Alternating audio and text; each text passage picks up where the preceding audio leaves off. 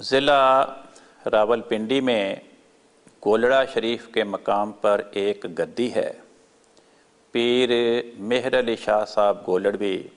حضرت بانی جماعت احمدیہ علیہ السلام کے زمانے میں وہاں کے گدی نشین تھے۔ انہوں نے اشتہار چھاپا کہ مجھے خدا تعالیٰ کی طرف سے علم قرآن عطا ہوا ہے۔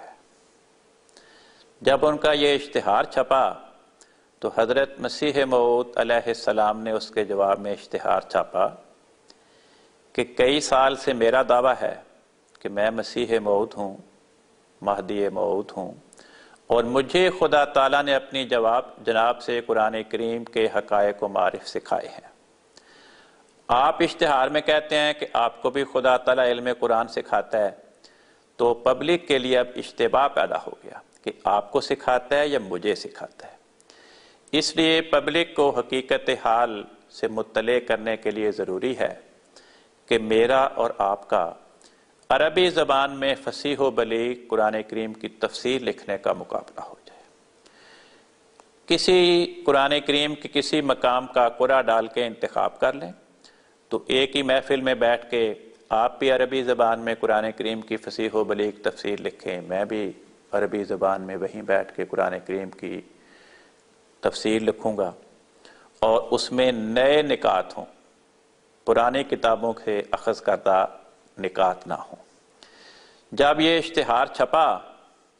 تو پیر صاحب نے اشتہار چھاپا کہ میرا اور آپ کا 186 مسائل میں اختلاف ہے، اس لیے میں فلاں تاریخ کو لاہور آؤں گا اور فلاں جگہ پر میرا اور آپ کا 186 مسائل پہ زبانی مباحثہ ہوگا۔ اگر فلاں مولوی، انہوں نے نام ان مولویوں کے لیے جو کئی سال سے مسیح موعود علیہ السلام پہ کفر کے فتوے لگا چکے تھے اور پیر صاحب کے ہم خیال اور ہم عقیدہ تھے، کہ اگر فلاں مولوی یہ فیصلہ کر دیں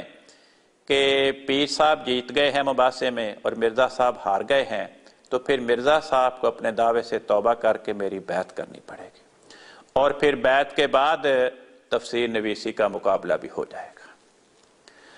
حضرت مسیح موعود علیہ السلام نے جب یہ اشتہار پڑھا تو آپ نے لکھا کہ دیکھو، جب میں مولویوں کے ساتھ مباحثے کیا کرتا تھا اس وقت تو پیر صاحب کو خیال نہیں آیا کہ میرے ساتھ مباحثہ کریں۔ جب خدا تعالیٰ نے مجھے الہاماً منع کر دیا کہ آئندہ کسی مولوی سے مباحثہ نہیں کرنا، چنانچہ آپ نے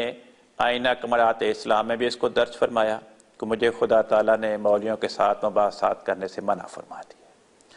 پھر آپ نے اپنی کتاب انجام آتم میں بھی تحریر فرمایا کہ مجھے خدا تعالیٰ نے مولویوں کے ساتھ مباحثات کرنے سے منع فرمایا۔ تو فرمایا جب خدا تعالیٰ نے مجھے مباحثات سے منع کر دیا تو اب آپ مجھے مباحثے کا چیلنج دے رہے ہیں۔ تو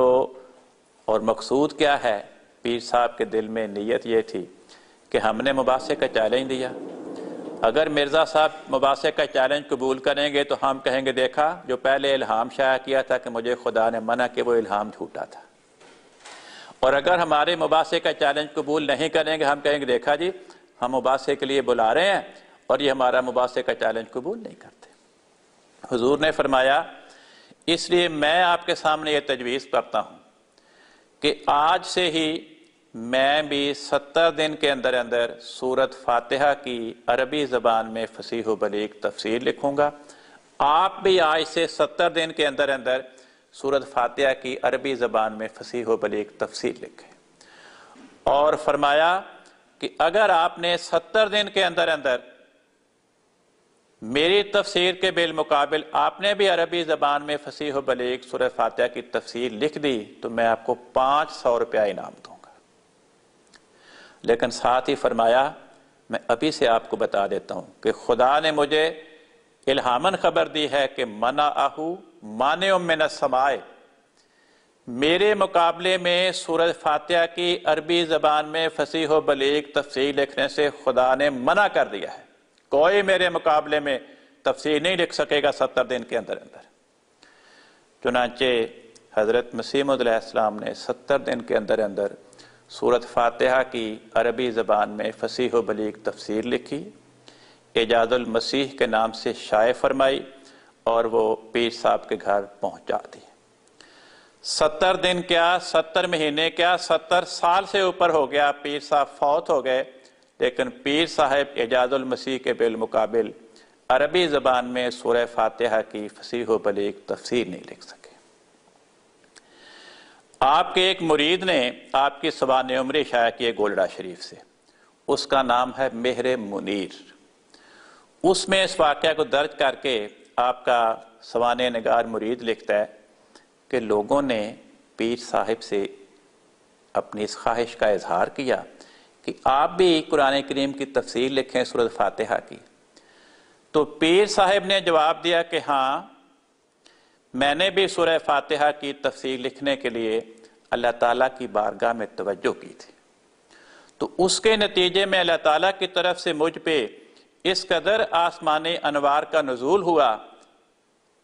کہ میں پھر ان کو سمیٹ ہی نہیں سکا، چنانچہ میں نے تفسیر لکھنے کا ارادہ چھوڑ دیا۔ اس جواب پہ غور کریں کہ کس طرح گھبراہٹ اور پریشانی کی حالت میں یہ جواب تراشا گیا ہے، لیکن یہ جواب یہ بتاتا ہے کہ حضرت بانی جماعت احمدیہ نے تو مقررہ میعاد میں تفسیر لکھ کر چھاپ کر پہنچا دی، لیکن پیر صاحب نے مقررہ مدت کے بعد بھی نہ تفسیر لکھی نہ چھپوائی۔ لیکن جواب دیکھیں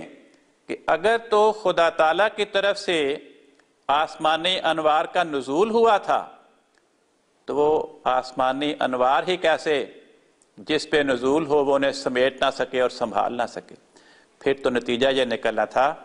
کہ اگر حضرت مرزا صاحب کی تفسیر 150-200 صفحات پہ مشتمل تھی تو پیر صاحب کی تفسیر 100-150 جلدوں پہ مشتمل ہوتی۔ اس قدر جو خدا تعالیٰ نے انوار کا نزول فرمایا، ان انوار سے مخلوق خدا کو انہوں نے محروم رکھا۔